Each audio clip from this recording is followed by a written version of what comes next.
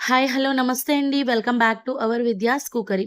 ఈరోజు మన వీడియోలో vitamin A and C, calcium, magnesium, potassium, ఇంకా ఐరన్ ఇలా ఎన్నో ఆరోగ్య ప్రయోజనాలున్న చుక్క కూరతో మనం ఈజీగా పప్పుని ఎంతో టేస్ట్‌గా ఎలా ప్రిపేర్ చేసుకోవాలో చూద్దామండి. మనకి ఈ చుక్క కూరలో ఫైబర్ కూడా ఎక్కువగా ఉండడం వల్ల కాన్‌స్టిపేషన్ ఇలాంటివి కూడా తగ్గిస్తుంది. అండ్ మనకి డైజెషన్‌కి కూడా చాలా ఎయిడ్ చేస్తుంది. ఇలా చుక్క కూరని వాష్ చేసుకొని, బాగా సన్నగా తరిగి పక్కన పెట్టుకోవాలి. దీనిలో రుచి కోసం ఒక 3, 4 పచ్చిమిరపకాయల్ని మధ్యలోకి కట్ చేసి వేసుకోవాలండి.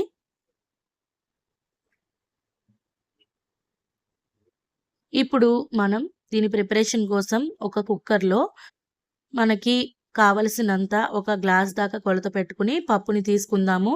అండ్ దీనిని లో ఫ్లేమ్ మీద ఎర్రగా అయ్యేదాకా వేగించుకోవాలండి. పప్పుని వేగించడం వల్ల పిల్లలకి అజీర్తి ఇలాంటివి ఉండవు. ఇంకా మనకి టేస్ట్ కూడా చాలా ఎన్హాన్స్ అవుతుంది. చాలా రుచిగా ఉంటుంది. సో, పప్పుని వేగించిన తర్వాత బాగా వాటర్ వేసి కలిపినట్టుగా వాష్ చేసేసుకొని, ఇప్పుడు ఆ వాటర్ తీసేసి దీనిలో ఉడకడానికి సరిపడా వాటర్ వేసుకోవాలి. అండ్ మనం ముందరగా కట్ చేసి పెట్టుకున్న చుక్క కూరని ఇందులో పెట్టేసుకొని, కుక్కర్ లిడ్ పెట్టేసి పప్పుని ఉడికించుకోవాలి.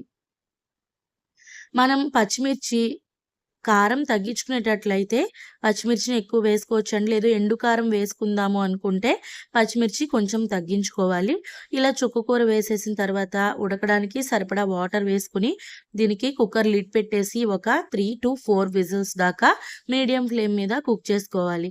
పప్పు బాగా ఉడికిన తర్వాత విజిల్ మనం ఓపెన్ చేస్తే ఇలా చక్కగా ఉడికిపోయి ఉంటుందండి. ఇప్పుడు దీనిలో పోపు వేసుకుందాము. ముందరగా ఈ పప్పులో చిక్కగా తీసుకున్న చింతపండు గుజ్జు, పసుపు, ఉప్పు వేసేసుకొని బాగా ఒకసారి మిక్స్ చేసి పక్కన పెట్టుకుందాము. అండ్ పోపు కోసం ఒక బాండీలో ఒక 3 టేబుల్ స్పూన్ల దాకా ఆయిల్ తీసుకొని దానిలో ఒక 10, 15 వెల్లుల్లి రెబ్బలు, ఇంకా కొద్దిగా మినపప్పు, కొద్దిగా ఆవాలు అండ్ మనకిష్టమైతే జీలకర్ర వేసుకోవచ్చండి. లేకపోతే స్కిప్ చేయొచ్చు. కొద్దిగా మెంతులు వేసుకుంటే రుచి చాలా బావుంటుందండి. కమ్మగా ఉంటుంది. అండ్ ఎండుమిరపకాయలు ఒక 2, 3 మధ్యలోకి కట్ చేసి వేసుకోవాలి. పోపు అంతా వేగిన తర్వాత కరివేపాకుని కూడా వేసుకొని, వేగిన తర్వాత రుచికి సరిపడా ఎండు కారం ఇందులో వేసుకోవాలి. సో, ఇలా కారం నూనెలో వేసి వేగించడం వల్ల మనకి పప్పు మంచి కమ్మటి రుచి వస్తుందండి. ఇప్పుడు దీన్ని పోపు వేసేసుకున్న తర్వాత స్టవ్ ఆన్ చేసుకొని బాగా మిక్స్ చేసుకుంటూ ఒక 2, 3 నిమిషాల పాటు లో ఫ్లేమ్ మీద ఉడికించుకోవడం వల్ల పప్పులో మనం వేసిన పోపు ఫ్లేవర్స్ అన్నీ ఈవెన్‌గా స్ప్రెడ్ అవుతాయి. అండ్ పప్పు మంచి రుచిగా ఉంటుందండి. ఒకవేళ పలుచగా తినేటట్టయితే కొద్దిగా వాటర్ పోసుకొని ఉడికించుకోవచ్చు.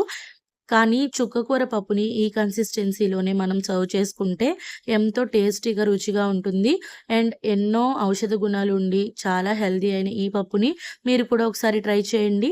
అండ్ మీకు గనక ఈ వీడియో నచ్చినట్లయితే like, share and subscribe. Thank you.